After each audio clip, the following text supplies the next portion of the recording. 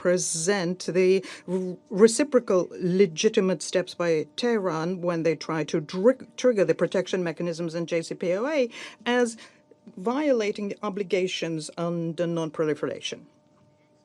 The Iranians took this for years and did not reject interacting with IAA, nor did move away from a dialogue so as to find negotiated solutions. I would like to recall here, and this is of principal importance now, that all of the issues having to do with JCPOA began when the United States unilaterally left the nuclear deal in 2018. And also because of the principled unwillingness by the UK, France, and Germany to comply with the obligations they have under JCPOA, including to create the conditions for Tehran to receive the material yield from the lifting of unilateral sanctions by the EU in force until 2015. And later, they even went so far as to resume unilateral sanctions, which runs counter to Article 25 of the Charter. The European Union also joined in with pressure, disregarding thus their duty of impartial coordinator of the joint JCPOA Commission. The most egregious example was what happened in Vienna yesterday. Yet another biased and divorced from reality resolution passed by the Board of Governors of IAEA, which talks about some trumped-up threat to international peace and security from the Iran nuclear program. And this happened despite the fact that Iran is strictly complying with its obligations under NPT and under the Comprehensive Safeguards Agreements, and despite the fact that Iran remains the most inspected IAEA states, and the reports of IAEA secretariat state clearly that there is no non-proliferation risk. In other words, the Western participants to the JCPOA have been doing everything to fuel the escalation and essentially incited it. They artificially created tension at international platforms, and this only provided Israel with additional impetus for radical steps and created the feeling of impunity with Israel. In the context of the current strikes by Israel, what we noticed is the information mass media about the fact that there was likely coordination between Israel and British special services. Immediately after the Israeli strikes, they sheltered the Israeli aviation, which participated in the strikes, in their bases in Cyprus. We also noticed a statement made by Israel when they said that they warned about their attacks. They warned Germany, JCPOA participant, and Italy. It also came to the fore that our American colleagues also had information about the strikes. The Israeli strikes were also supported by the French, who clearly knew about them beforehand. And we will not be surprised here if the members of this group of like-minded states will start condemning Iran for their actions, which they undertook fully in line with Article 51 of the Charter. We are following very closely the current situation with the IAEA Secretariat.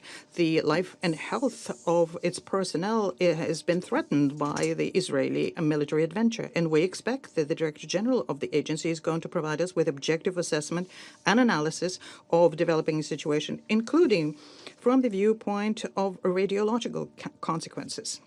Madam President, the unprovoked attacks against the territory of sovereign Iran, the targeted strikes on the peaceful nuclear facilities cannot be justified in any way. The international community cannot and should not stand idly by when such a provocation presents itself, and tolerating such actions is a sure way to large-scale war and a serious threat to global security. We're convinced that the Security Council has to provide an unequivocal legal and political assessment of what's been done by Israel, and also call for an immediate halt to any kind of pressure by force and for a rejection of practice of unilateral military steps. We need to support any and all diplomatic efforts aimed at de-escalation and the return to negotiations. Let me underscore yet once again that settling issues having to do with the Iranian nuclear program is only possible if a peaceful political and diplomatic pathway is followed. No forceful resolution can be either legitimate nor viable here. By the way, Let me say that the United States themselves have stated this repeatedly when they explain their readiness to continue with negotiations. Russia remains committed to strengthening international law, abiding by the UN Charter, and finding solutions which exclude further sliding of the region towards a new destructive war. And we are ready to work with all those who will advocate diplomacy and who will be looking for peaceful means to resolve differences. I thank you. I thank the representative of the Russian Federation for his statement, and I give the floor now to the representative of Algeria. Thank you, Madam President. First of all, I wish to extend my appreciation to you for your prompt response in convening this urgent meeting, which underscores the gravity of the situation before us. I thank USG Di Carlo and Director General Grossi for their insightful briefing. From the outset of the mandate of Algeria on this Council, we have consistently warned against the growing danger of a broad regional conflagration fueled by a spiral of illegal acts and multiple provocation of Israel. The events of today sadly confirm the validity of those warnings. We are now faced again with the serious and deliberate act of aggression. The Israeli army have launched coordinated strikes on the territory of Iran, targeting both military and civilian infrastructure. These actions are not only unprovoked and unjustifiable, they constitute a flagrant violation of international law, a violation of the Charter of the United Nations. As clearly articulated in Article 2, Paragraph 4 of the Charter, all members shall refrain in their international relations from the threat of or use of force against the territorial integrity or political independence of any state, or in any other manner and consistent with the purposes of the United Nations. The logic of unilateral force, of so-called preemptive strikes outside any legal mandate cannot be normalized and cannot be tolerated within this Council. Once again, these attacks prove that the only thing that preemptive action could prevent is peace. So the justifications presented by Israeli officials are unacceptable.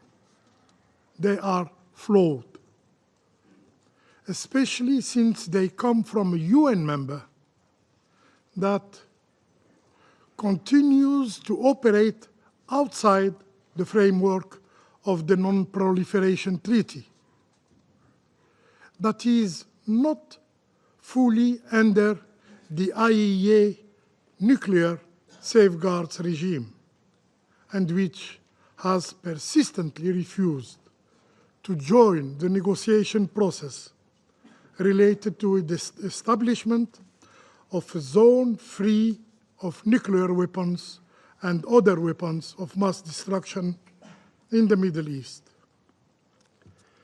In its communique published this morning, the IAEA recalls the numerous General Conference resolutions on the topic of military attacks against nuclear facilities, providing that any armed attacks, I quote, any armed attack or and a threat against nuclear facility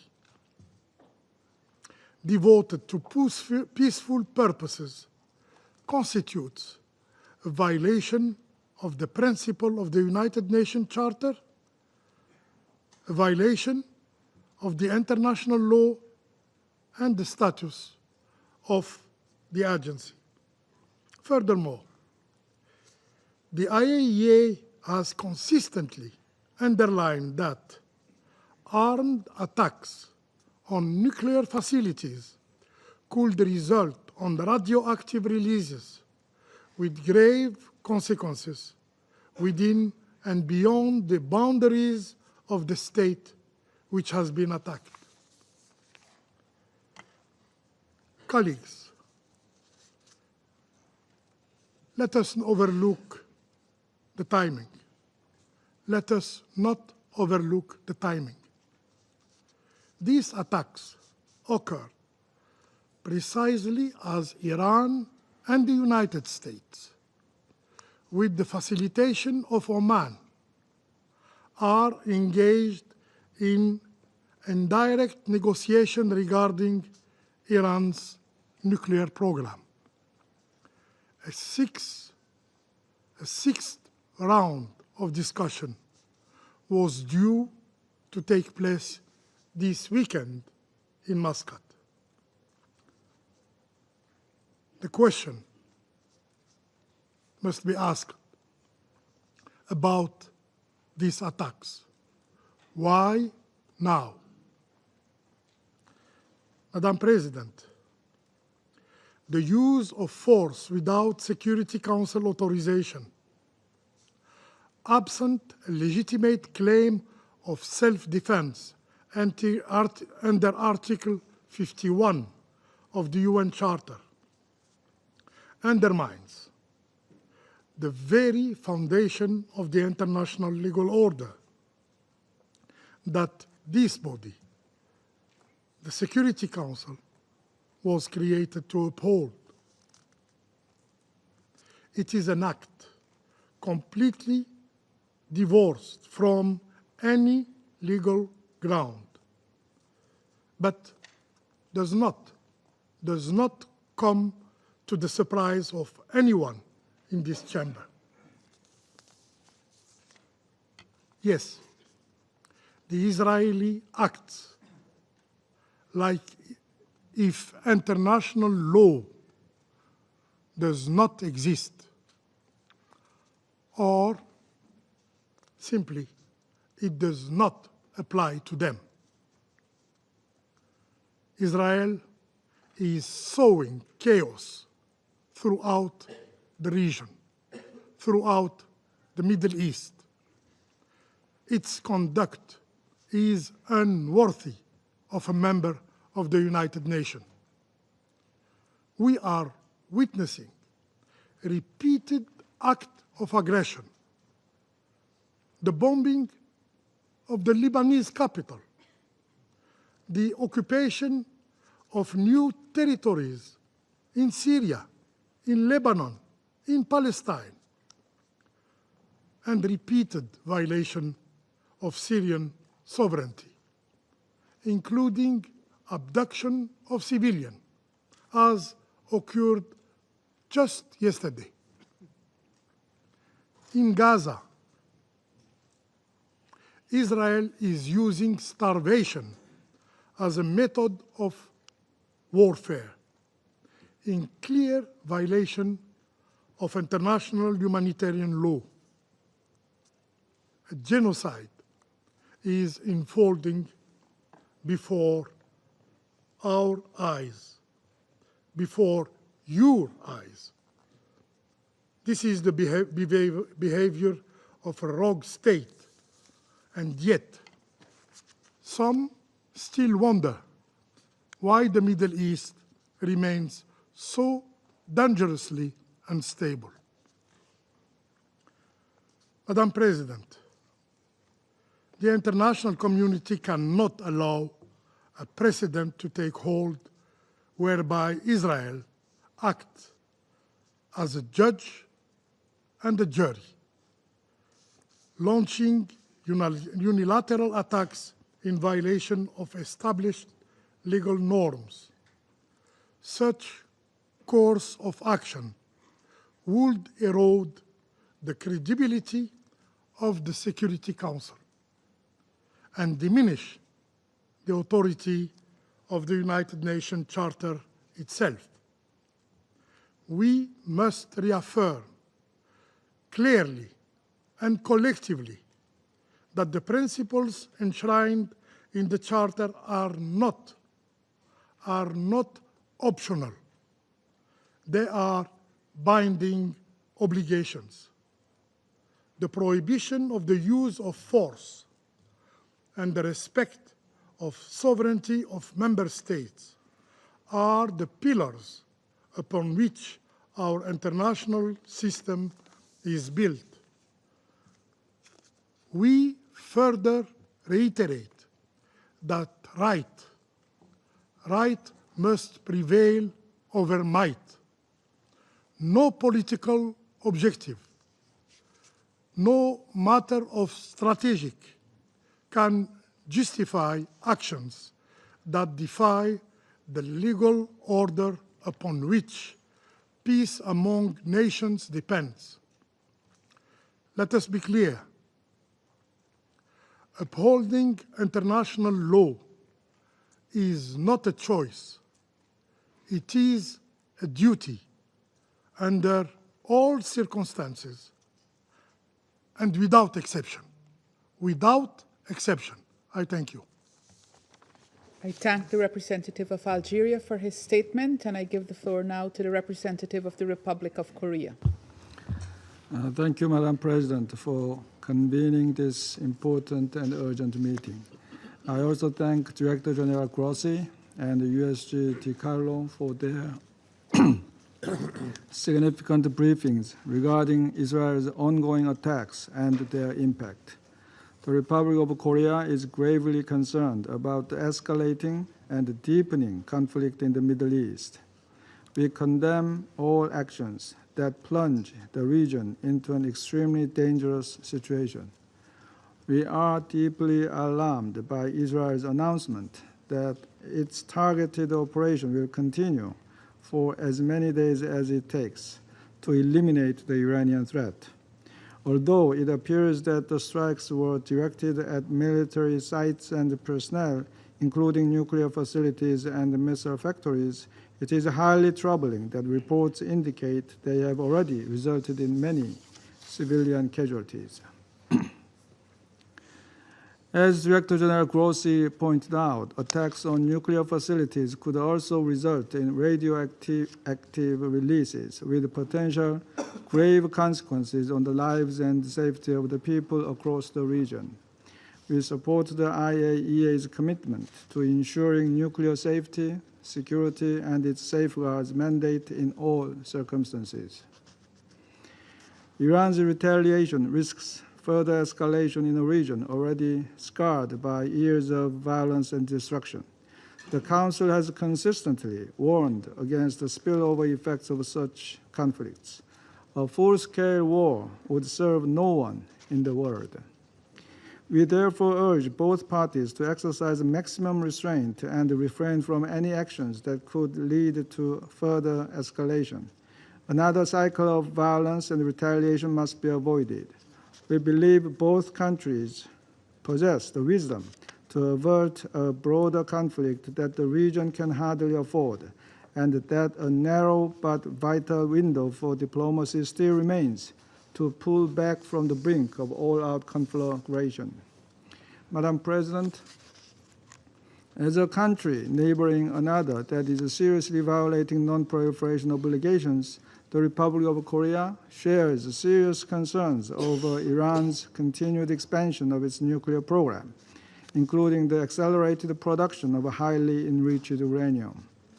In light of the expiration of UN Resolution 2231 this October, we have consistently urged Iran to fully cooperate with the IAEA in its monitoring and verification activities under the NPT Safeguards Agreement. However, yesterday, the IAEA Board of Governors adopted a resolution declaring Iran's non-compliance with its non-proliferation obligations for the first time in 20 years. Under this backdrop, the current crisis underscores the urgent need to reach a robust agreement that ensures the exclusively peaceful nature of Iran's nuclear program. Without such a resolution, a vicious cycle of armed attack and retaliation may persist, driving the region into even deeper turmoil and instability. We once again call for immediate de-escalation and a renewed push toward a diplomatic solution. The Republic of Korea firmly opposes any steps that further inflame tensions in the region. Pursuing a military solution may produce short-term visible effect, but in the mid to long term, they will only further deepen and entrench the instability and insecurity in the Middle East. We urge all parties to exercise the utmost restraint and urgently return to diplomacy. Thank you, Madam President. I thank the representative of the Republic of Korea for his statement, and I give the floor now to the representative of Somalia. Thank you, Madam President. At the outset, allow me to express my gratitude for swiftly convening this important meeting today. I also would like to thank USG DiCarlo and Director Gross for their comprehensive briefing on the grave developments unfolding in the Middle East. Madam President, Somalia is gravely concerned by the escalating confrontation between the Islamic Republic of Iran and Israel, especially in the light of recent reports regarding Israeli airstrikes on Iran and Iran's subsequent actions.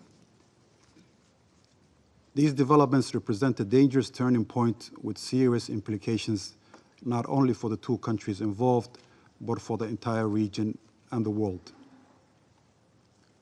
We are gravely concerned by the airstrikes against Iran and call for full respect of its sovereignty, territorial integrity, in accordance with the UN Charter and international law. The use of force against a sovereign nation, regardless of the justification, risks undermining the foundational principles of international law and further destabilizing global peace and security. While we recognize the right to self-defense enshrined in Article 51 of the United Nations Charter, we call for restraint and de-escalation of the situation.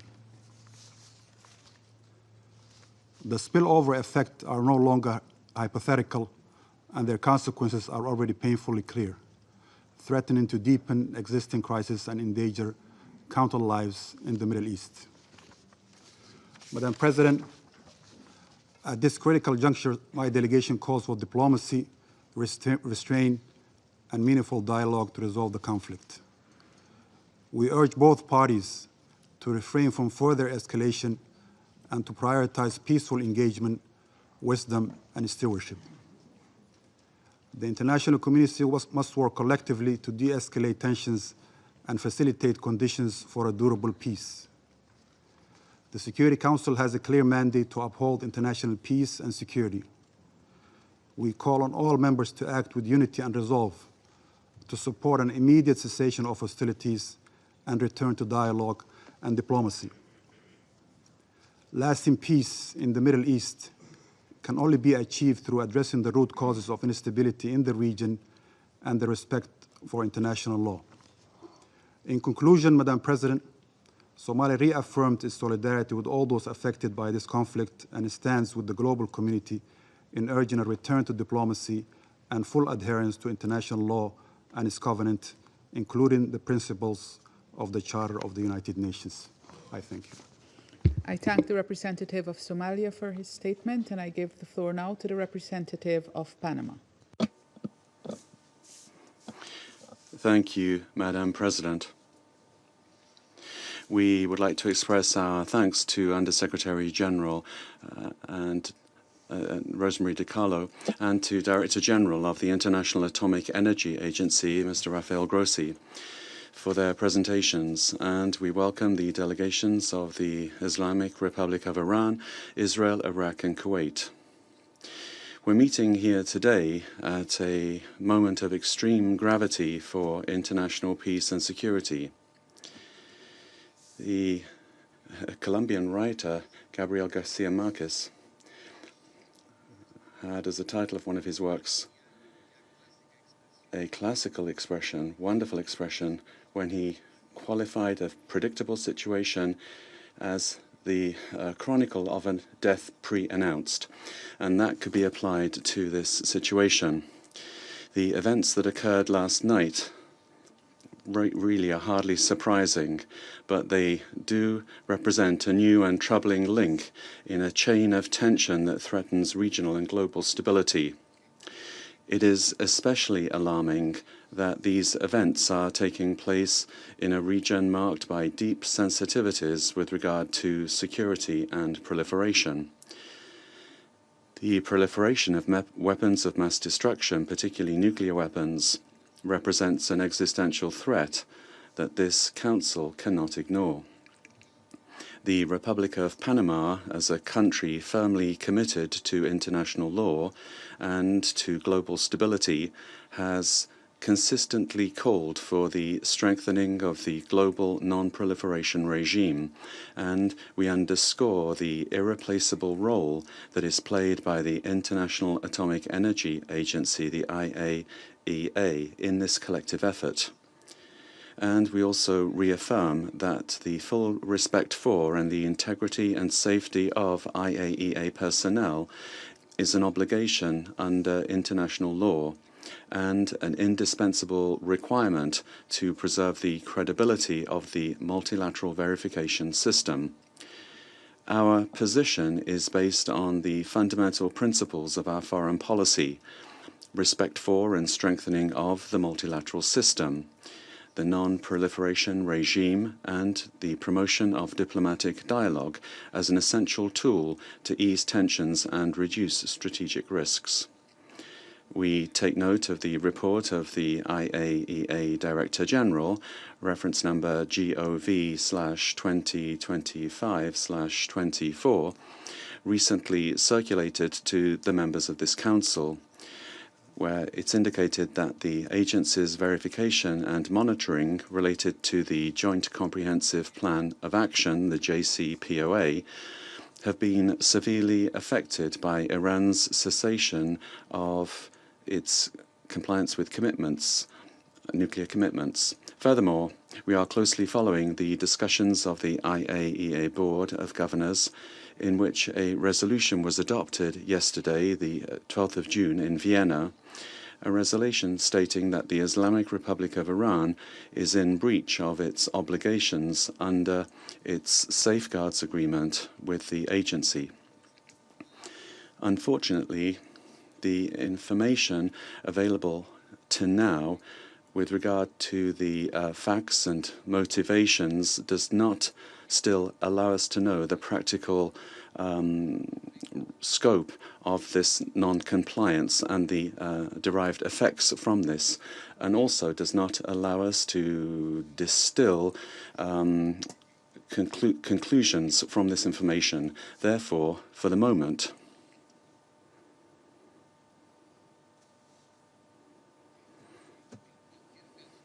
in any event, neither the parties nor the United Nations should allow these events to drag the region into a broader conflict which would contravene the principles of the United Nations Charter and international law.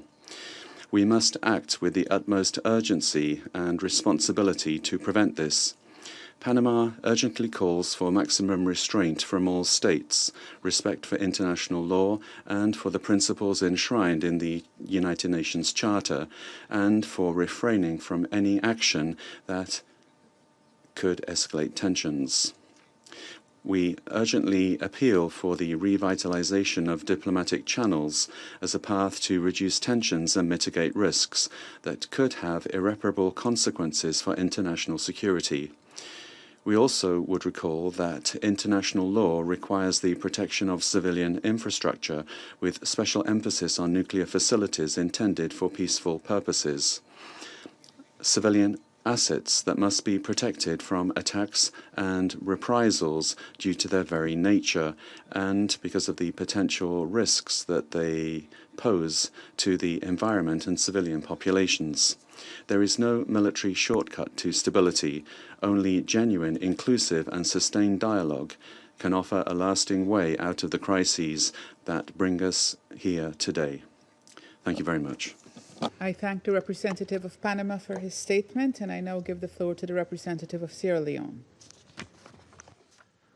Thank you, Madam President. I thank you for convening this emergency meeting of the Security Council.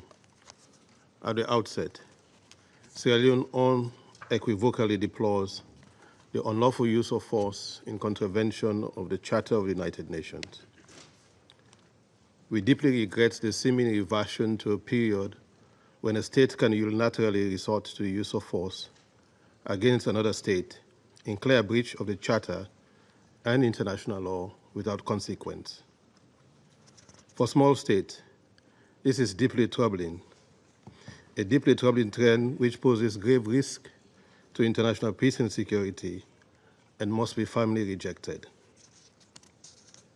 Turning to our agenda, I thank Under-Secretary General Rosemary DiCarlo and Director General Rafael Grossi for their important briefing.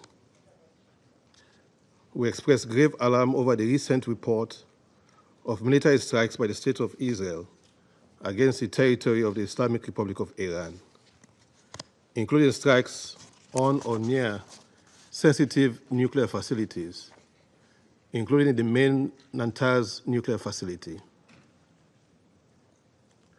We are deeply troubled by the loss of life, as according to report, the strikes killed senior Iranian officials, nuclear scientists, and civilians. This development represents a dangerous escalation at a time when the Middle East is already facing multiple and overlapping crises. The region, in our view, is at a precipice, and this moment calls for restraint, responsibility, and diplomacy. We note with deep concern the letter dated 13 June 2025 from the Permanent Representative of Iran, issued as document S/2025/379, which brings to the attention of the Council very serious report of violations of the sovereignty and territorial integrity of Iran. Any such use of force, especially across international borders, raises significant concerns under international law, including the Charter of the United Nations, which prohibits the threat or use of force against the territorial integrity or political independence of any state. We are further troubled by the potential implications of military operations affecting nuclear facilities. As Director General Grossi of IAEA has previously cautioned, any military action targeting or threatening nuclear facilities poses severe risk to human lives, the environment, and regional security. Attacks on nuclear installations could have catastrophic consequences far beyond the region. Sierra Leone fully aligns with the call by the UN Secretary General for de-escalation, dialogue, and the exercise of maximum restraint. This is a time for diplomacy, not confrontation. We urge all parties to step back from the edge and to recommit to diplomatic channels as the only viable path towards durable peace and stability. Madam President, the Middle East has long been plagued by cycles of conflict and mistrust. But history has also shown that bold diplomacy, even in the most difficult moment, can yield hope. We therefore call for an immediate cessation of hostile actions and urge the revival of regional and international efforts aimed at de-escalation and mutual security assurances. In this regard, Sierra Leone reiterates its long-standing position that the only path to lasting peace in the region lies in good faith negotiation based on international law and the principles of the UN Charter. We reaffirm the sovereignty and territorial integrity of all states in the region and underscore the need to avoid provocations and retaliatory measures that may trigger wider regional conflagration. We also express our support for the important work of the IAEA in monitoring nuclear programs and ensuring peaceful use of nuclear energy. The independence and impartiality of the agency must be respected by all member states. In this critical time, full cooperation with the IAEA is essential to prevent further erosion of trust and to safeguard against nuclear proliferation. The international community cannot afford to allow further escalation. The cost in human life, environmental degradation, economic disruption, and regional instability will be incalculable. This is a moment of truth for this Council to assert its collective responsibility in upholding peace and security. Therefore, we call on global leaders and states with influence to emphasize the need for non-military approaches at this time and to promote dialogue, particularly through the IAEA, as the international technical institution entrusted with overseeing the peaceful use of nuclear energy. We reaffirm the Security Council's responsibility to promote de-escalation and preserve international peace and security through peaceful and lawful means. We call on all members of the Council to work constructively towards a consensus response that reaffirms our shared commitment to the principles of the UN Charter, especially the peaceful resolution of dispute.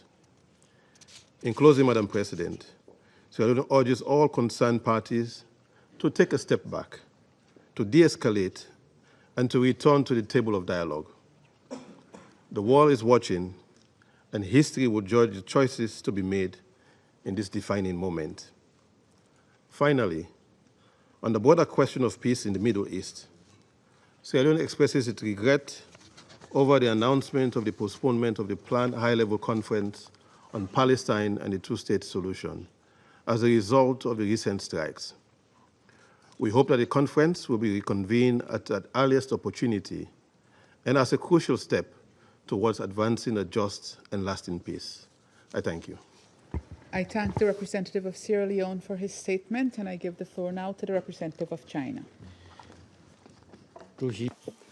President, thank you for convening this emergency open meeting and for the briefings by Director General Grossi and Under Secretary General Di Carlo. Early this morning, Israel launched large-scale attacks on multiple targets in Iran, causing damage to Iran's nuclear facilities and casualties. The Israeli side said that Israeli military operations would last for several days. China condemns Israel's actions that violate Iran's sovereignty, security, and territorial integrity, opposes the intensification of tensions and expansion of conflicts, and is deeply concerned about the potential grave consequences of the Israeli operations. The abrupt heating up of the region serves no one's interests. We urge Israel to immediately cease all military adventurism, avoid further escalating tensions, and call on all relevant parties to abide by the UN Charter and international law, resolve disputes through political and diplomatic means, and jointly maintain regional peace and stability. China is seriously concerned about the negative impact of the current developments on the diplomatic negotiations on the Iranian nuclear issue. China has always been committed to peacefully resolving the Iranian nuclear issue through dialogue and negotiation. We oppose the use of force and illegal unilateral sanctions and oppose armed attacks on peaceful nuclear facilities. As an NPT signatory, Iran's right to the peaceful uses of nuclear energy should be fully respected. President, for some time now, conflicts in the Middle East have dragged on, and the regional situation has remained highly tense. Gaza has been subjected to prolonged attacks and blockades, with over 2 million people trapped in an unprecedented humanitarian disaster. The international community should work together to promote a ceasefire in Gaza, de-escalate the regional situation, and effectively curb the spread of the conflict. Countries with significant influence over Israel should practically play a constructive role. The Security Council should make full use of all the means conferred to it by the Charter to ensure the implementation of its relevant resolutions and play its due role in maintaining regional peace and security. I thank you, President. I thank the representative of China for his statement, and I give the floor now to the representative of Denmark. Thank you, Madam President. And let me also thank Under-Secretary General Di Carlo and Director General Grossi for your briefings. Colleagues, we meet at a critical moment for regional and international peace and security. As we speak, the situation in the Middle East is once again at the top of our agenda. The risk of escalation and regional destabilization is deeply worrying and something that requires our greatest attention. It is now time for all actors to show utmost restraint, to prioritize the safety and well-being of their people, to choose dialogue over confrontation. Madam President, Denmark's position is clear. Iran must never be allowed to acquire a nuclear weapon.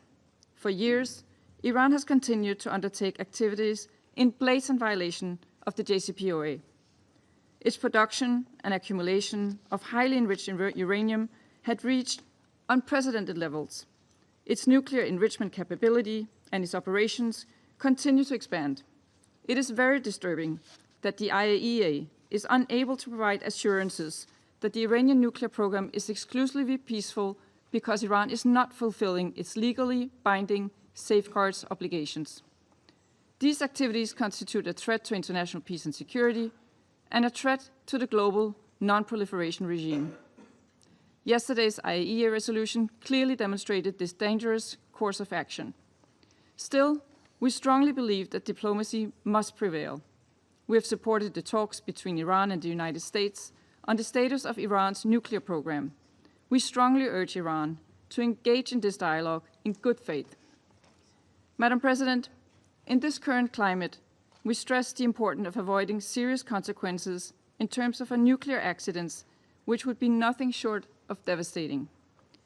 This is not true only for Iran, but far beyond its borders.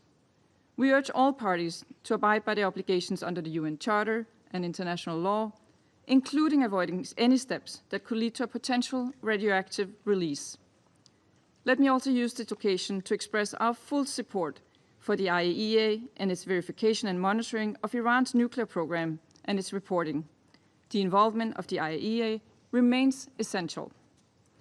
Madam President, in closing, let me reiterate the urgency of de-escalation at this moment.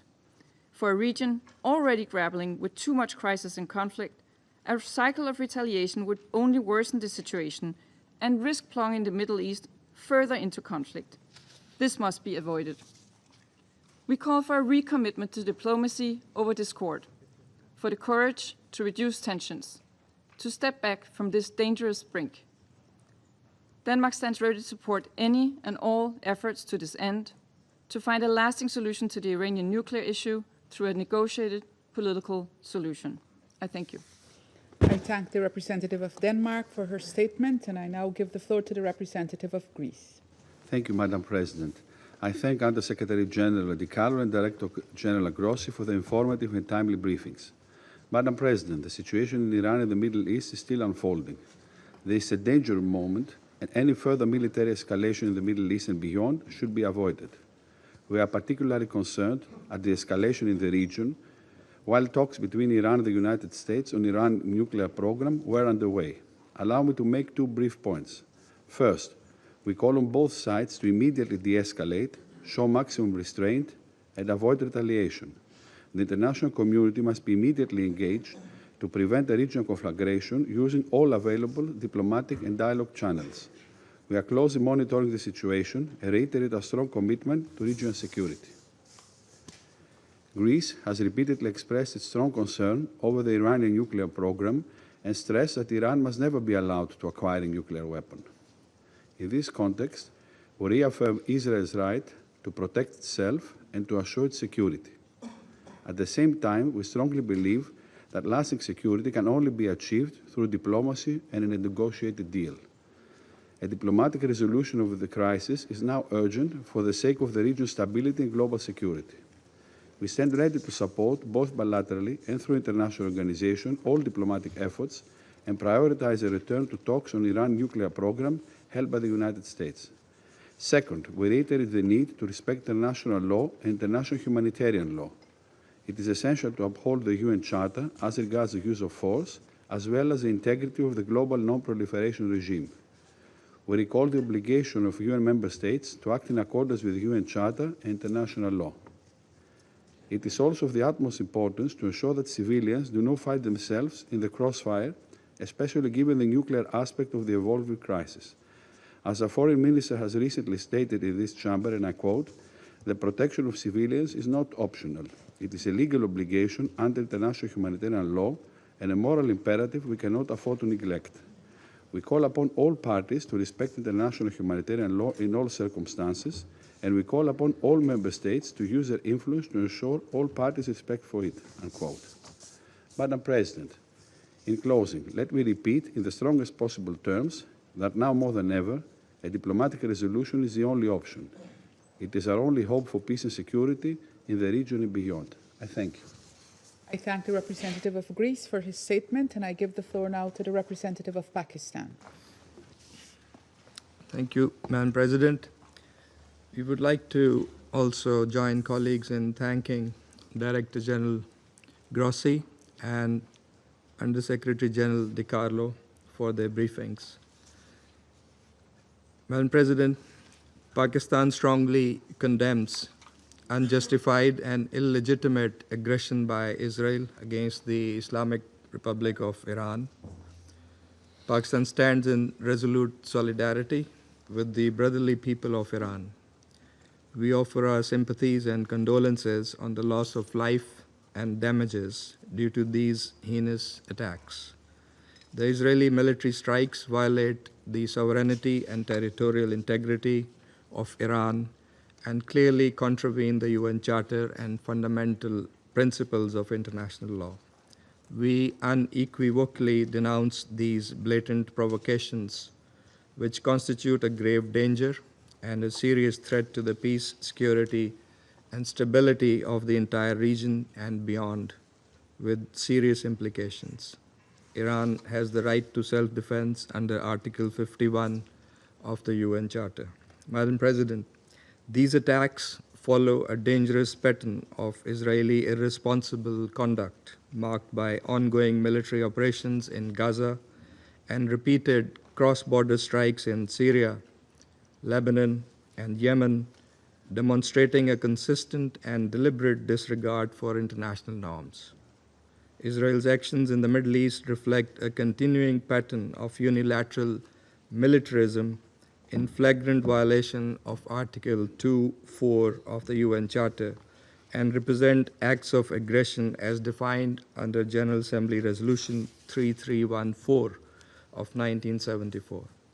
Israel's serial breaches of sovereignty normalize impunity, erode the authority of the United Nations, and gravely undermine the international order. Such blatant aggression and contempt for international law has already had devastating consequences. In Gaza, tens of thousands of civilians have been killed as a result of Israeli military onslaught, and a humanitarian catastrophe has unfolded under an illegal blockade that has in fact been there for over 15 years. In Syria, Yemen, and Lebanon, Israeli airstrikes have repeatedly targeted sovereign territory, undermining regional stability and exacerbating tensions. The fact that these attacks against Iran have happened in the middle of a negotiations process aimed at finding a peaceful diplomatic solution to the Iranian nuclear issue makes it all the more morally repugnant and against international norms. These actions risk eroding the trust and sanctity of the negotiations process so crucial for the peaceful settlement of these issues. Madam President, Pakistan reaffirms its support for the resolution of the Iranian nuclear issue through peaceful means, diplomatic engagement, and sustained dialogue. The JCPOA was an outcome of painstaking and arduous yet constructive negotiations. It charted a roadmap to comprehensively address the concerns of the parties involved by clearly defining their relevant obligations and responsibilities. The illegal use of force against Iran and the ensuing situation are likely to frustrate the ongoing diplomatic efforts and could destabilize a region that is already under very severe stress. The ongoing diplomatic contacts to reach a negotiated deal and other endeavors to promote regional peace and security must not be allowed to be appended. It is highly regrettable that these attacks have happened when the IAEA was continuing its verification activities in Iran. Such actions threaten the IAEA's technical work, which should be supported and not disrupted. Israel has violated international law, IAEA statute, and several IAEA resolutions by attacking the IAEA safeguarded facilities. In addition to serious violation of international law, these attacks risk setting a dangerous negative precedent and pose a grave threat to safety of populations in the region and around the globe. Pakistan, as an immediate neighbor of Iran, is therefore seriously concerned. Security Council Resolution 487 strongly affirmed such attacks as a clear violation of the UN Charter, the norms of international conduct, and a serious threat to the entire IAEA safeguard regime. We call on all parties, Madam President, to fulfill their respective obligations and responsibilities and avoid escalation. Even in these testing times, diplomatic engagement and dialogue must be prioritized. Clearly, the international community is in favor of peace and stability in the region. In a few days, next week, the international community, the UN membership, was to come together to express its will to chart the path for the Palestinian state as part of the two-state solution that would usher in the long-awaited, just, and durable peace in the Middle East. Israel's reckless and irresponsible behavior cannot be allowed to jeopardize the efforts for peace, endanger the stability of the entire region, and risk wider escalation, thereby threatening global peace and security. The Security Council bears primary responsibility to maintain international peace and security and to stop this aggression immediately. It must hold the aggressor accountable for its actions. This Council must deny Israel the free hand and the impunity with which it continues to operate in defiance of international law and international opinion.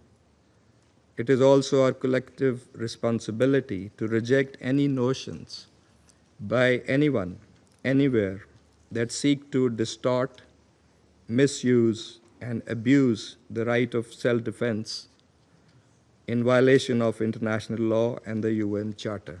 Finally, this Council must collectively muster the courage to take positions and adopt decisions that are in full conformity with the Charter of the United Nations. In accordance with its responsibility, the Council should encourage, support, and prioritize dialogue and diplomacy to advance peaceful resolution of conflicts. That is the only viable path forward, as many around the table have also echoed in their comments. I thank you, Madam President. I thank the representative of Pakistan for his statement, and I now give the floor to the representative of the United Kingdom. Thank you, President. And I'd like to start by thanking USG DiCarlo and Director General Grossi for their briefings. President, the Security Council meets today at a dangerous moment. we are deeply concerned by Israel's strikes on sites in Iran, as well as the Iranian military action we've already seen in response. There is a clear risk that this crisis escalates, with serious implications for peace and security across the region and beyond. This is in no one's interests. Colleagues, our first priority must be to prevent further escalation in the Middle East. We urge all parties to urgently step back, show restraint, and reduce tensions. The UK did not participate in this action. And let me say clearly and unequivocally that Russia's claim that British sovereign bases on the island of Cyprus were in any way involved is nonsense. It is deeply irresponsible at moments like this for Russia to be spreading disinformation. We firmly support any diplomatic efforts to return to stability. Today, we have spoken to Israel at the highest levels, and our Foreign Secretary has also spoken to Iranian Foreign Minister Araghchi. We have urged both sides to show restraint and de-escalate tensions. We continue to engage partners across the region to ensure we are collectively doing our utmost to push for a peaceful outcome. The UK, in partnership with the E3, has always championed a diplomatic solution to address Iran's nuclear escalation, which has no credible civilian justification. We will not be deterred from this. As my Prime Minister said today, we have long held concerns about Iran's nuclear program, as documented by the IAEA. Israel also needs to protect its people and security. It is therefore in the interests of all actors to stop military confrontation and pursue a negotiated solution.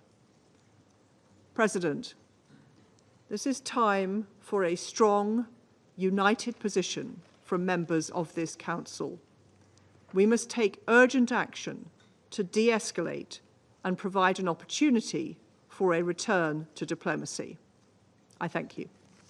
I thank the representative of the United Kingdom for her statement, and I give the floor now to the representative of Slovenia. Thank you, Madam President. Let me begin by thanking USG DiCarlo and Director General Grossi for their valuable contributions to today's discussion. Madam President, Slovenia is deeply concerned with the overnight and today's developments that threaten to destabilize an already very fragile state of affairs in the Middle East. We express our deepest concern with the Israeli strikes on Iran and Iran's response.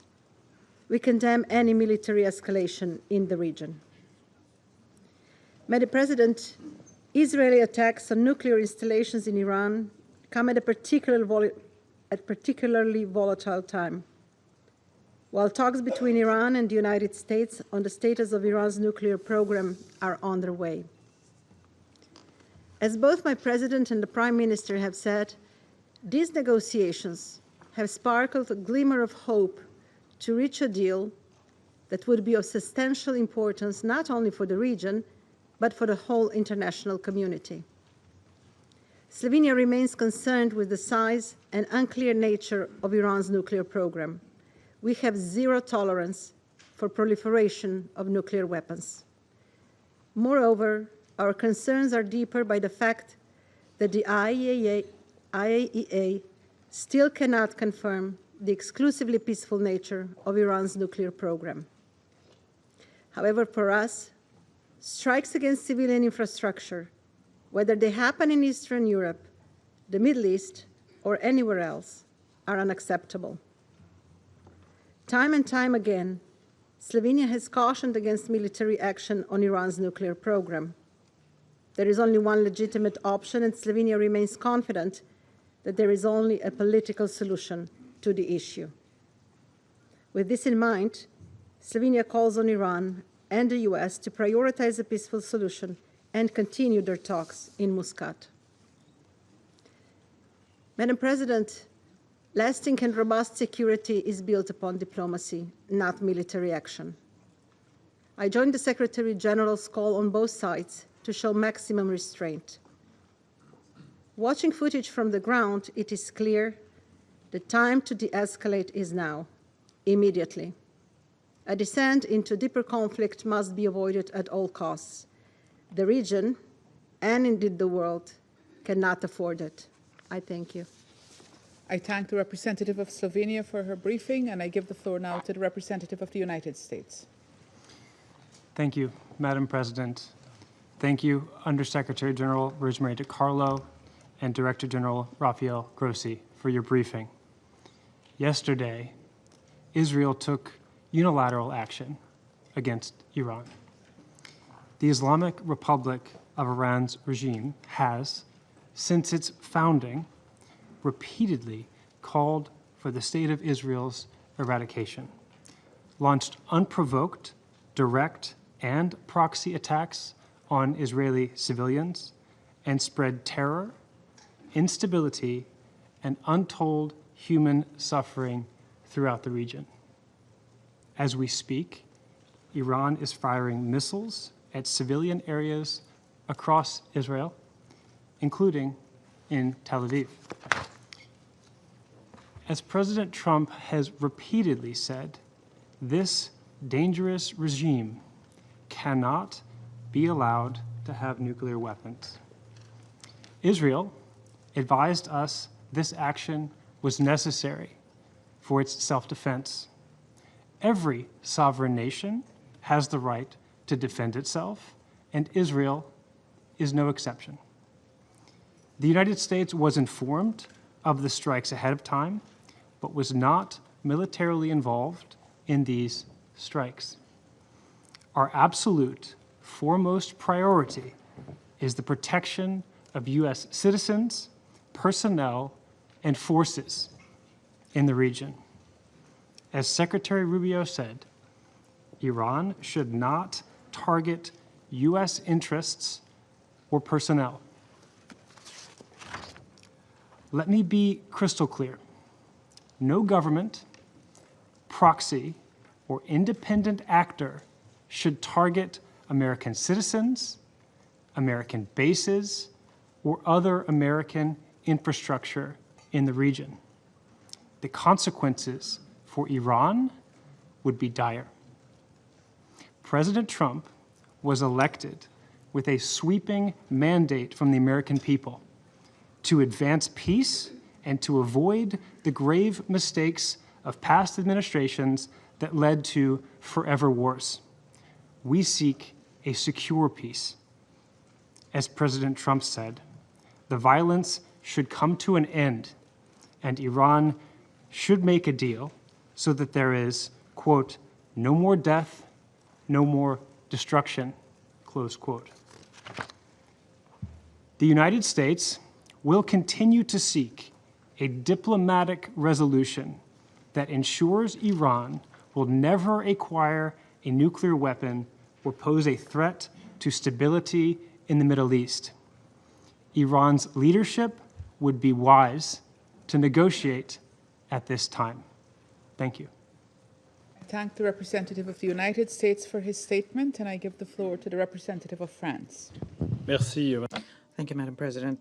First of all, I would like to thank the Undersecretary General for Political and Peacebuilding Affairs and the Director General of the International Agency for Atomic Energy. We thank them for their briefings describing the situation. Madam President, following the strikes last night by Israel against Iran, France has been following the situation very closely, and we express our deep concern as regards the current developments. France recalls its commitment to the stability in the Middle East and urges all of the parties to exercise maximum restraint and to work towards de-escalation. The President of the Republic and the Minister for Europe and Foreign Affairs had talks this morning with their counterparts in the region and beyond, and they conveyed the same message on the need to put an end to the current escalation. The commitment of France towards diplomacy is unwavering alongside its E3 partners and in close coordination with the United States. Diplomacy must prevail now. We in France stand ready together with our partners to support efforts aimed at reducing tension, and we reaffirm, as was recalled by the President of the Republic, the right of Israel to protect itself and ensure its security. Madam President, France has many times expressed its concern regarding the escalation of the Iranian nuclear program. This escalation is a threat for the European security interests and for the peace and security internationally. Iran's nuclear weapon would threaten the stability of the region and would bring with it the risk of further escalation, proliferation. In April, under the presidency of Jean-Noël Barrot, France organized a Security Council meeting to highlight the shared interest of the international community to preserve the non-proliferation regime, which is a key element of our collective security. And this implies for Iran that it needs to uphold its commitments not to seek or acquire nuclear weapons and the need to fulfill its obligations. France, together with its European E3 partners, has engaged constantly in looking for a diplomatic solution to the Iranian nuclear crisis and will continue doing the same. We've contributed to the negotiations of the 2015 agreement and towards its implementation and its preservation to date. Iran did not take up the numerous opportunities to return to the agreement. Iran continued the escalation of its nuclear program in violation of its obligations and commitments. The Iranian nuclear program has never been as advanced as it is today, and it lacks any credible civilian justification. The IAEA Director General is not in a position today where he would state that it's exclusively peaceful. And this week, on the basis of a comprehensive report, which is a technical and impartial assessment by the agency, the Board of Governors of the IAEA found that Iran is in violation of its safeguards obligations. In the recent days, Iran announced the increase in its enrichment capacities and the creation of a new infrastructure for that. And it continues its ballistic missile activities, which destabilize the region and can reach not just the region, but also European territory. It transfers drones and missiles to Russia for its war of aggression against Ukraine. France, together with partners, supports a diplomatic, credible, and lasting solution so as to address the legitimate concerns of the international community regarding the Iranian nuclear program.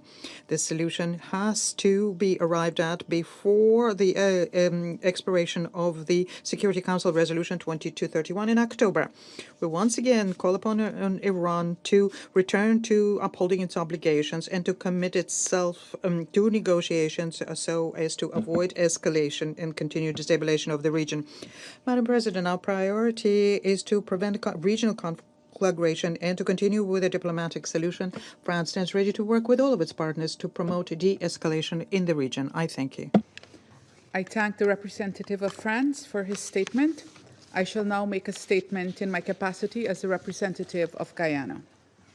I thank Under Secretary General Rosemarie DiCarlo and Director General of the IAEA, Mr. Rafael Mariano Grossi, for their important briefings. Colleagues, Guyana is deeply concerned about the attack carried out by Israel against facilities in Iran. My delegation has noted the reports that the attack has resulted in the loss of lives, including civilians. It has also reportedly resulted in retaliatory drone strikes by Iran against Israel. Israel's latest attack on Iran contravenes the principles enshrined in the United Nations Charter. At a particularly volatile period in the region, the attack risks exacerbating existing tensions in the Middle East and escalating the ongoing crisis. Guyana is concerned about the recent military escalation in the region and calls for maximum restraint from member states. In a region that is becoming increasingly combustible with each passing day. We appeal for dialogue, diplomacy, and good sense to prevail, and for all parties to commit to no further military escalation in the region. Colleagues, Guyana reiterates its appeal to both Israel and Iran to exercise maximum restraint and to avoid any further maneuvers that could plunge the entire Middle East into further turmoil, or worse, result in a nuclear catastrophe. The world simply cannot afford any miscalculations. The consequences for civilians could be catastrophic. Guyana, therefore, urges both Israel and Iran to fully comply with their obligations under international law and relevant resolutions adopted by this Council. We further call on the two parties to uphold the principles of respect for sovereignty and territorial integrity, to adhere fully to international law and the United Nations Charter, and to settle their differences peacefully. Guyana also stresses the importance of accountability for all violations of international law, and to avoid creating a culture of impunity for such actions. Finally, Guyana will act constructively to support any Security Council measure that is in keeping with its mandate aimed at preserving international peace and security.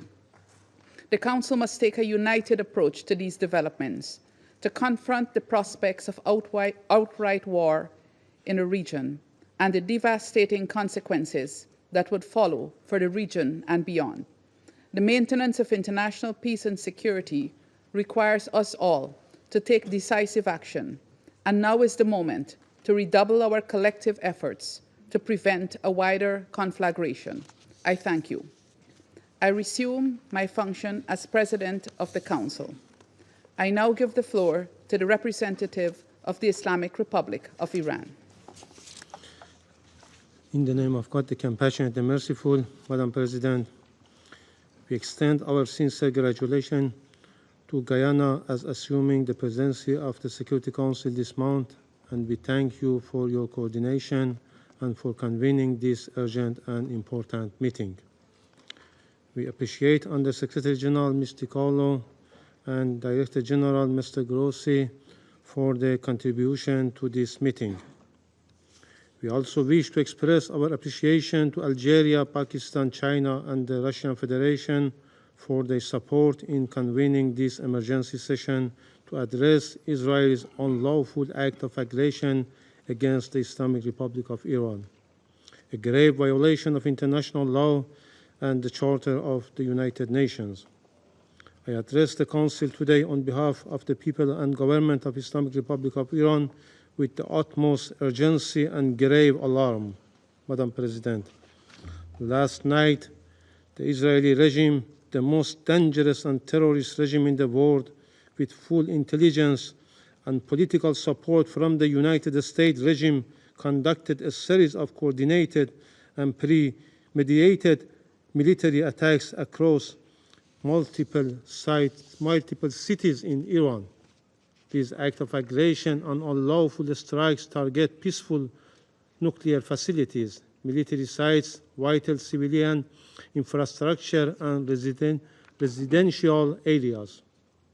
Among the key targets was the Natanz nuclear facility, a safeguarded site under the full monitoring of the International Atomic Energy Agency. Madam President, we strongly and unequivocally condemn the barbaric and criminal attack. A series of targeted assassinations were against senior military officials, nuclear scientists, and innocent civilians. So far, 78 people, including senior military officials, have been martyred and over 320 others injured. The overwhelming majority of them civilians, including women and children.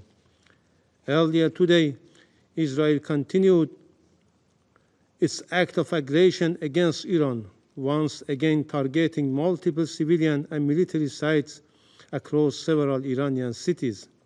These deliberate and systematic killings were not only illegal, but inhuman, a chilling display of calculated aggression. These atrocities constitute clear act of state terrorism and flagrant violation of international law. Madam President, the inaction of the United Nations, the Security Council, and the IAEA, despite repeated and documented warning by Islamic Republic of Iran regarding Israeli threats against its nuclear sites, have seriously undermined the credibility and authority. Their silence in the face of repeated Israeli provocation has emboldened this rogue regime to escalate its violation and cross every red line. Let us be clear. This reckless attack on safeguarded nuclear facilities defied not only the fundamental principles of international law, but also basic common conscience.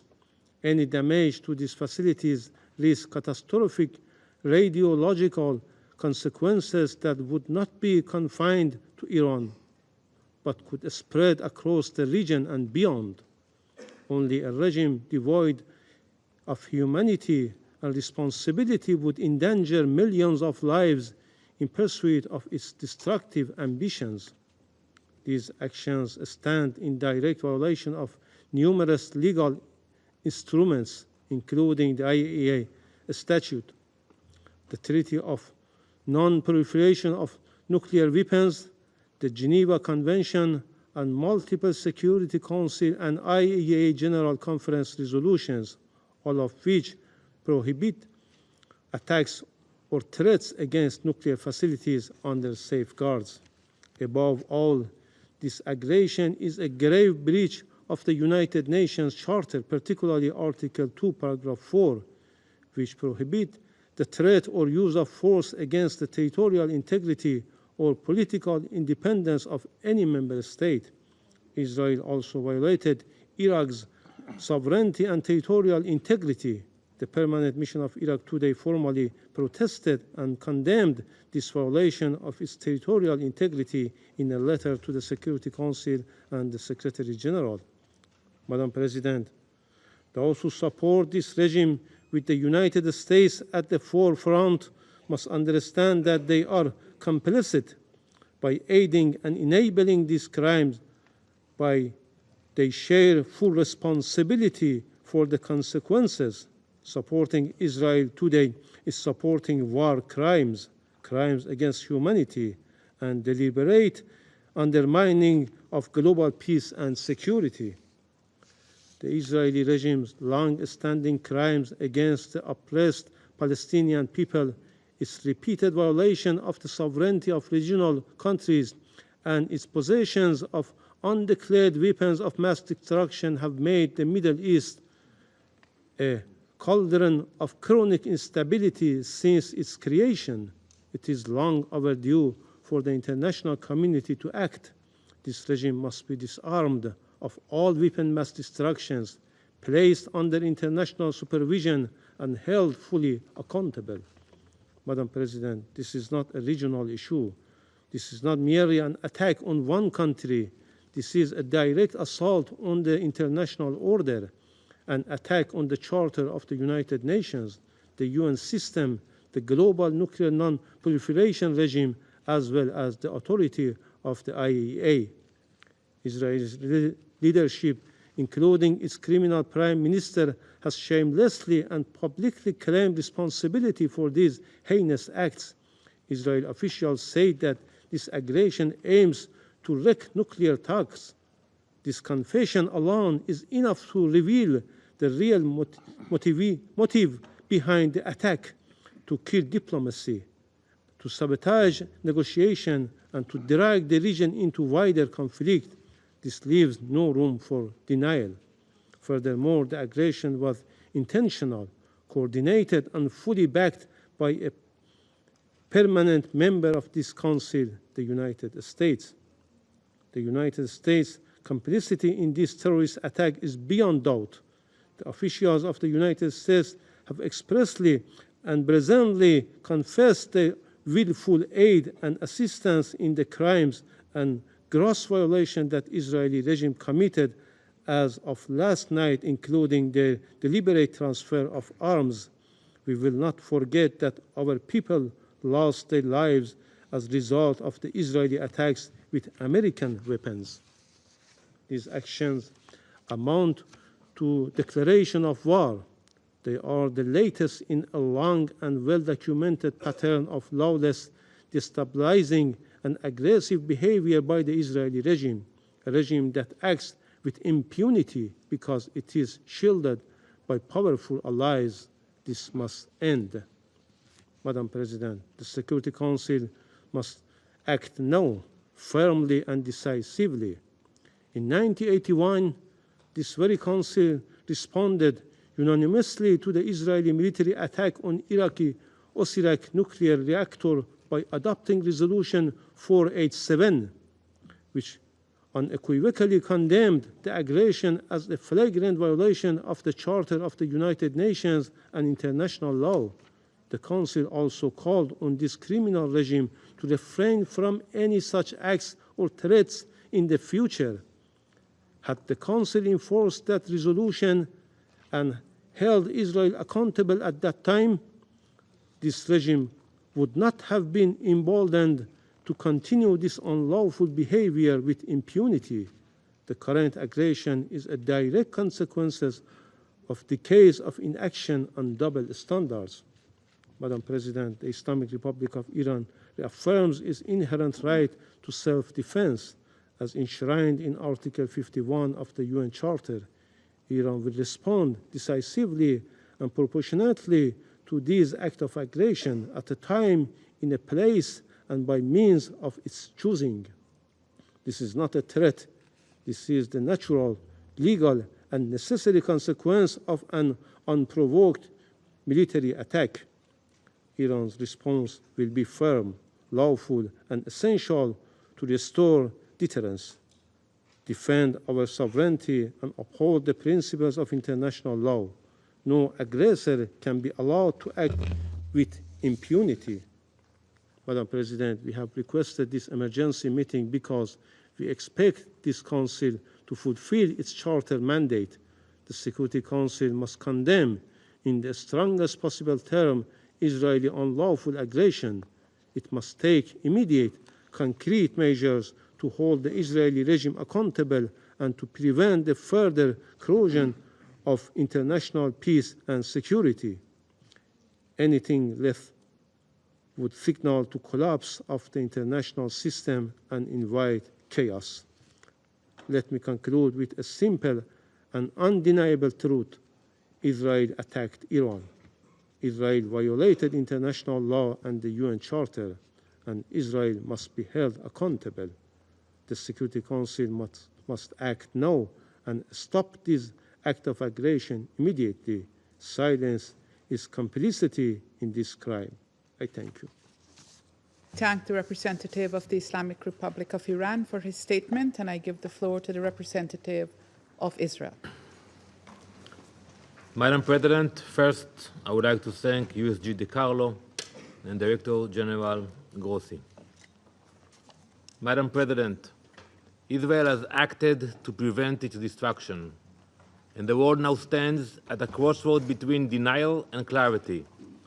This is not only a defining moment for Israel, it is a defining moment for the global security order and for the credibility of the international system. As we speak, hundreds of ballistic missiles with conventional payloads are striking Israel's cities, neighborhoods, communities. They are striking population centers, not military bases, not Air Force bases, cities. Dozens are injured, 2 of them in a critical condition, and we are still following the news. Now take a moment and imagine if today that radical regime had nuclear warheads for those missiles.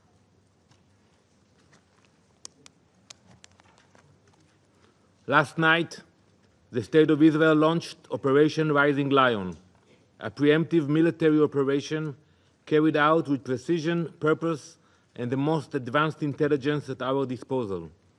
The mission was very clear: dismantle Iran's nuclear program, eliminate the architects of its terror and aggression, and neutralize the regime's ability to follow through on its repeated public promise to destroy the state of Israel.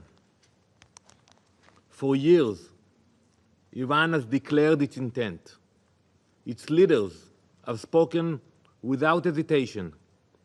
Less than a month ago, Supreme Leader Ayatollah Khamenei called a, quote, cancerous tumor that must be eradicated. IRGC commanders have vowed to, quote, open the gates of hell on Israel. This is a picture from the main square in Tehran. The streets of Tehran display a countdown clock. At the time of the photo, you can see it in Arabic, it was at 8,411 days. It is tracking the regime's planned timeline for Israel's destruction, paid by the government, putting it in the main squares in Tehran. These threats have been made on a near-daily basis. Never again will we dismiss such threats.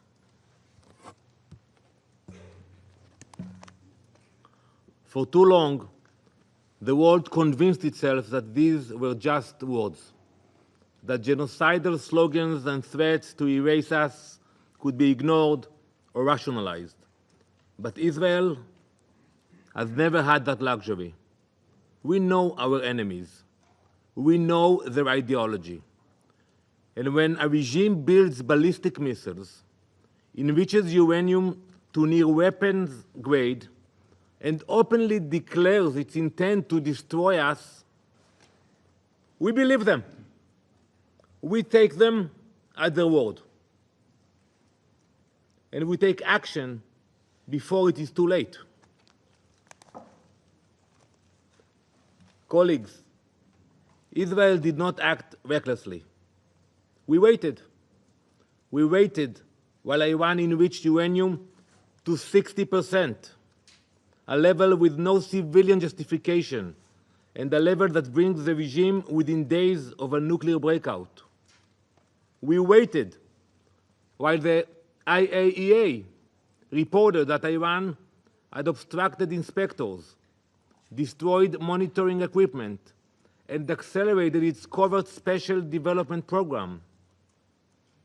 We waited while Iran developed trigger mechanisms, detonation systems, and plans for warheads. We waited while its leadership actively recruited more nuclear scientists. We waited while Iran constructed a ballistic missile industry so large and sophisticated, and we can expose it now, that it was intended to challenge even the US and Russia in ballistic missile capabilities. They cannot deny it. We waited for diplomacy to work. We gave the international community time. We watched negotiations stretched on as Iran made forced concessions or refused the most fundamental conditions. All the while, Iran continued to build toward the unthinkable. Last night, the wait ended. Our operation targeted 3 layers of the threat. First, we eliminated the central figures of Iran's military and nuclear command. This included Mohammad Hossein Bagheri, chief of the armed forces, Hossein Salami, commander of the IRGC terror organization, and Ghulam Ali Rashid, commander of emergency command. These men directed Iran's conventional military forces and terror forces. They coordinated the terror network that has plagued our region for decades.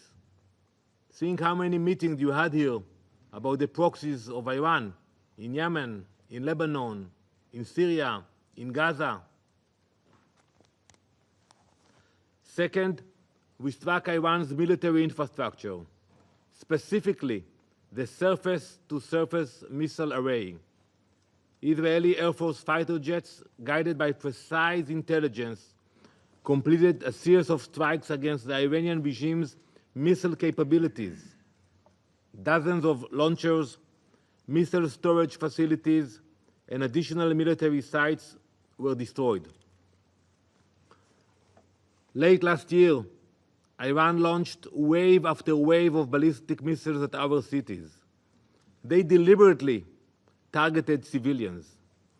The destruction of these missile systems is a moral imperative. These are weapons with the capacity to reach thousands of kilometers.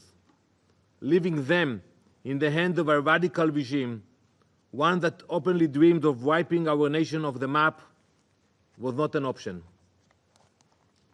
We will not hesitate. We will not relent. And we will not allow a genocidal regime to endanger our people. Third, we struck the core of the nuclear program, the underground enrichment facilities at Natanz. This facility was operating at a military-grade capacity. Intelligence confirmed that within days, Iran could have produced enough material for multiple bombs.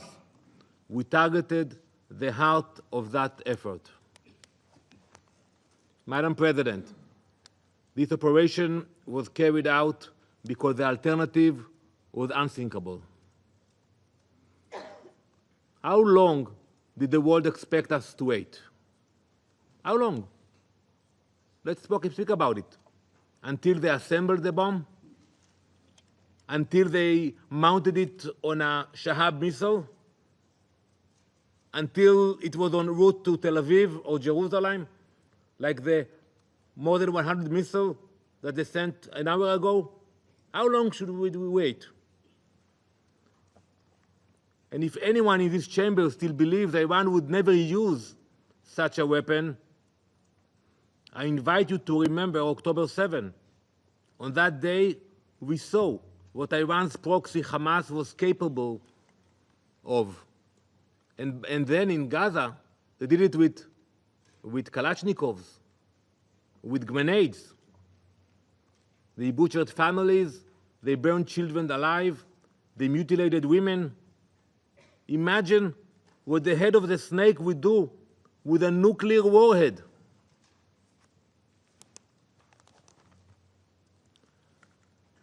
To that end, we uncovered intelligence revealing a multi-front plan directed by Iran, Hezbollah, and Hamas for a future assault on Israel.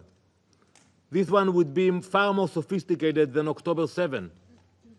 It envisioned mass missile launches, first from Iran, then from Lebanon, Syria, Iraq, and Yemen, followed by coordinated infiltrations of our borders.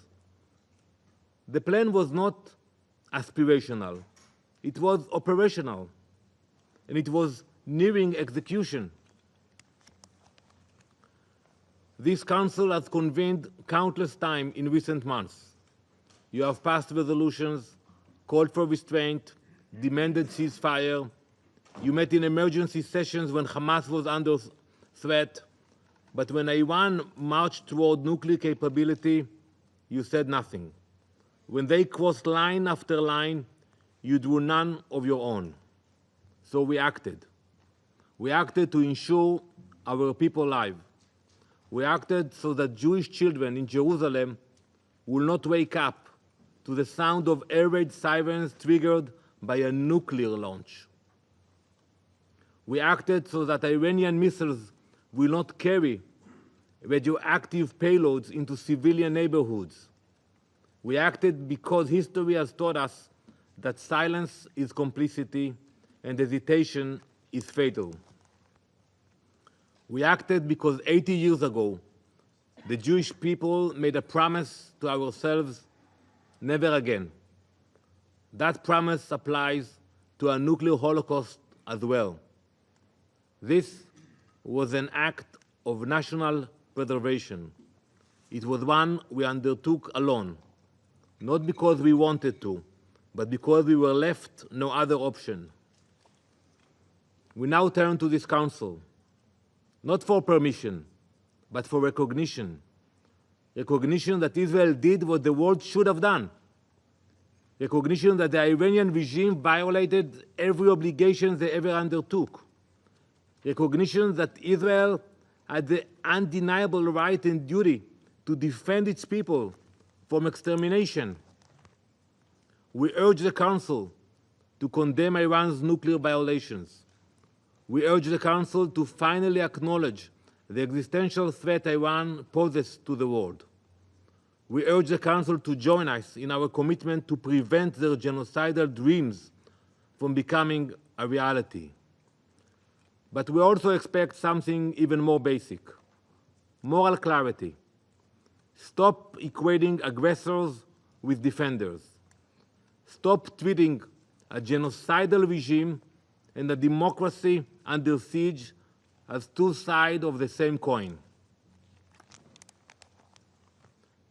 The Iranian regime was preparing for war.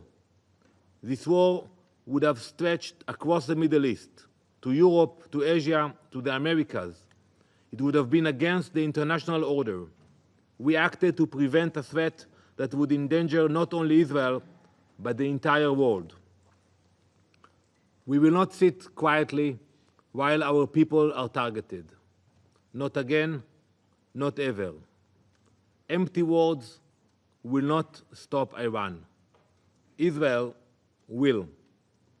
We did not wait for the bomb to fall, and we will never allow that day to come.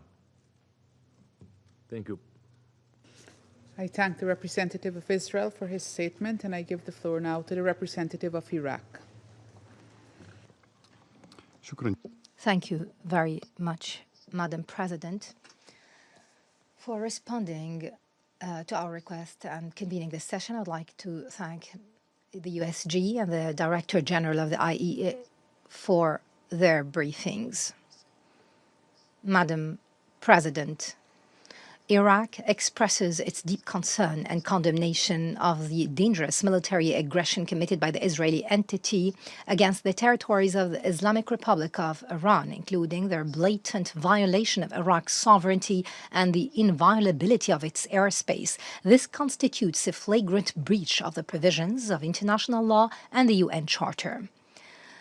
In this regard, the Republic of Iraq has submitted a formal letter of complaint to Your Excellency, President of the Security Council. We clarified the details of the said violations, which is not only an infringement on the inviolability and sovereignty of Iraq, but is also an illegitimate use and transgression on the airspace of another sovereign state to initiate acts of aggression against another UN member state. This exposes the entire region to huge security risks. This unacceptable and illegal aerial breach jeopardizes Iraq's security and stability. It's also a dangerous violation of our territorial integrity and our airspace. It pushes us into conflicts that we are not party to and are far from. It threatens regional and international peace and security. Iraq categorically rejects any attempt at turning our territories or airspace into a theater to settle regional or international accounts. We stress that we will not permit our national security or sovereignty to be at risk. We will not allow such violations to be repeated under any pretexts. Madam President, the government of the Republic of Iraq underlines that this aggression is also a violation of relevant Security Council resolutions and a violation of the sovereignty of a UN member state. This necessitates a clear position from the international community to ensure serious accountability. The Israeli entity is fully responsible for this escalation and for the repercussions of this violation on the security of Iraq and that of the entire region. Accordingly, the government of Iraq calls on the Council to, first, condemn this flagrant violation of Iraqi sovereignty and considering it a clear breach of the principles of the UN Charter and the rules of international law. Second, hold the Israeli entity fully responsible legally and politically for these acts of aggression. Third, take the necessary measures to stop these violations and prevent their repetition as they put Iraq's security and stability at risk. Madam President, this aggression highlights once again the need for the Security Council to shoulder its responsibility and maintain international peace and security. It must take a clear position vis-à-vis such repeated violations by the Israeli entity, whether against the Palestinian people or against a neighboring country in the region, all with impunity in a way that threatens the credibility of the international law at large. It will only exacerbate tension and instability in the region, which might lead to grave consequences. In conclusion, Madam President, the Republic of Iraq reiterates that it is fully committed to the principles of good neighborliness, non-interference in the internal affairs of other countries, and respect of international law. We reserve our right to take any necessary measures to protect our national security and sovereignty in line with the Charter and the rules of international law.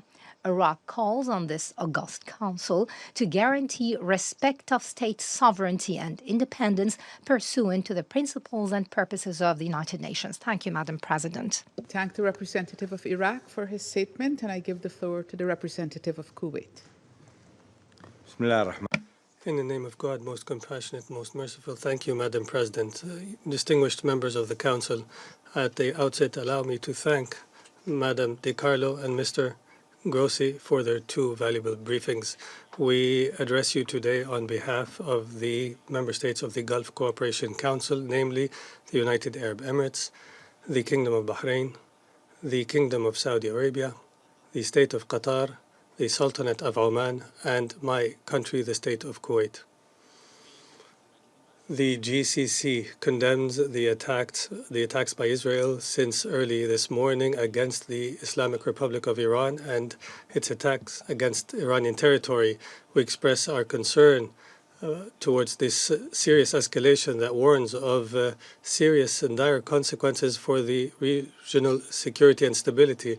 These acts of aggression that come at a delicate moment when the Middle East is witnessing increased level of tensions are a blatant violation against the sovereignty of a UN member state, and they represent a serious precedent that undermines the basis upon which the international law is built, and in particular the principle of the respect for state sovereignty and the non-use or threat of use of force against any state. Madam President, the timing of this attack is very sensitive when international efforts were intensifying to resume nuclear negotiations between Iran and the United States. This attack will likely derail the diplomatic efforts and risks a wider conflict that will seriously affect regional and international security.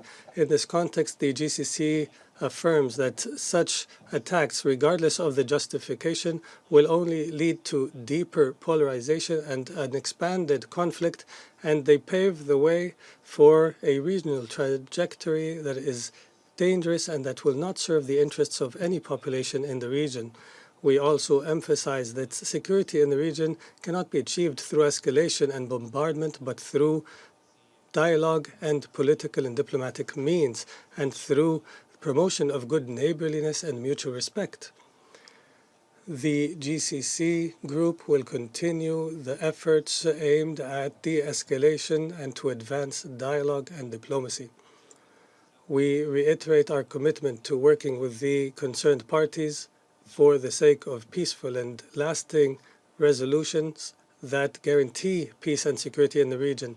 We also call in this context for the greatest degree of restraint and wisdom and to avoid an expanded conflict.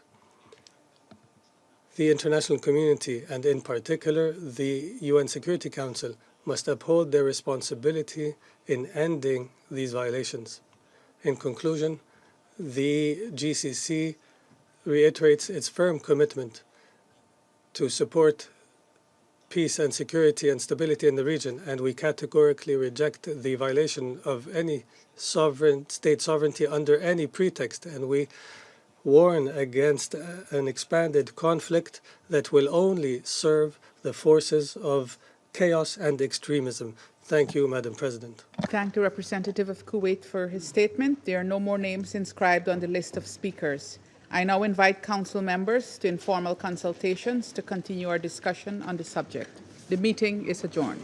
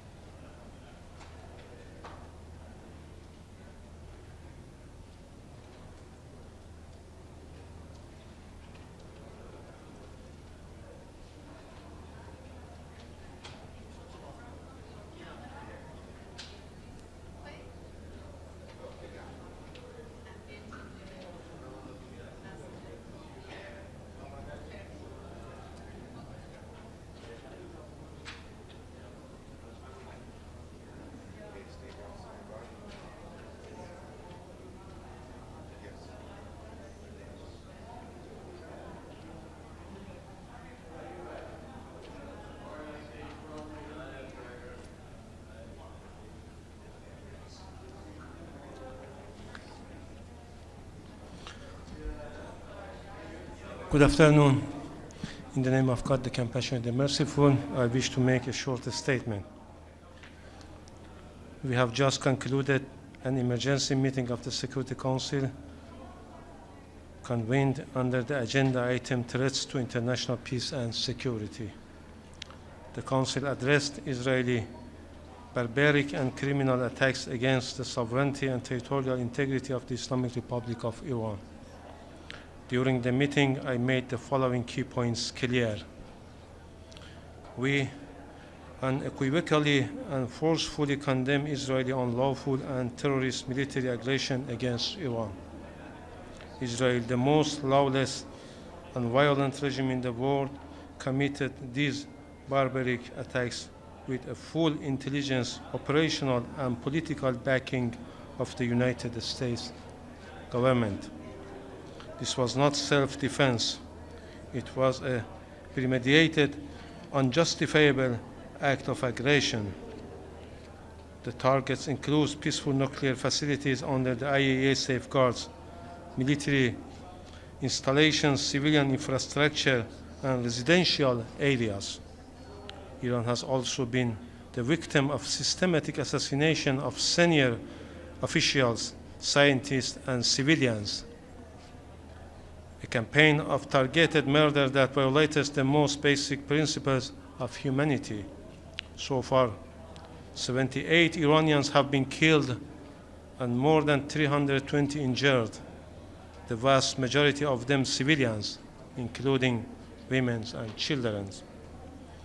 Let me be clear, Israel attacked safeguarded nuclear sites.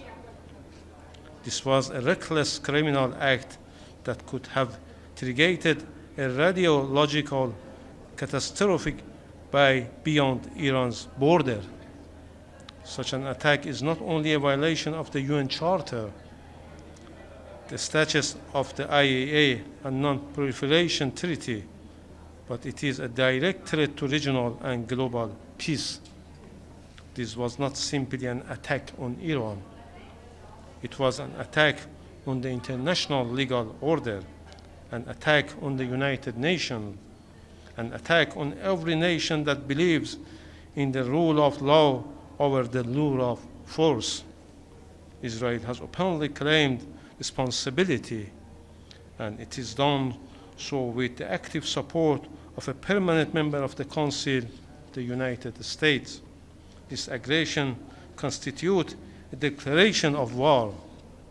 Let me be clear, Iran will exercise its inherent right to self-defense under Article 51 of the Charter.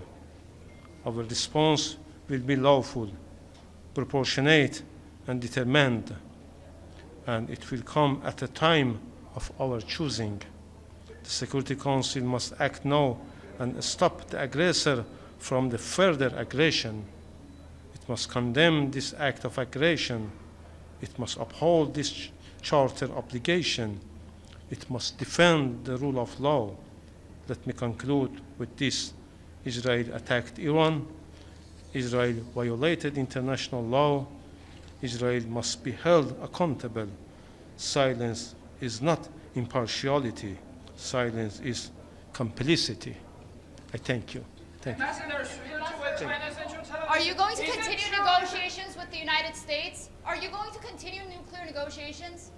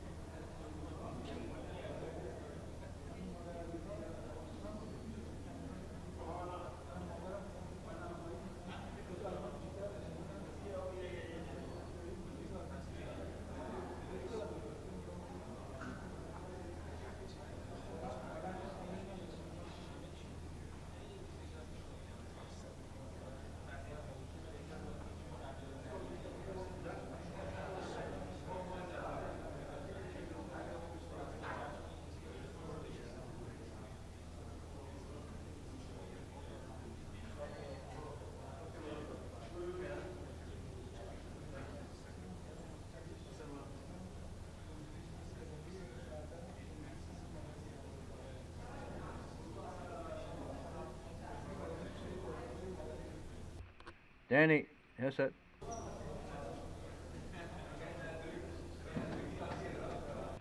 Danny.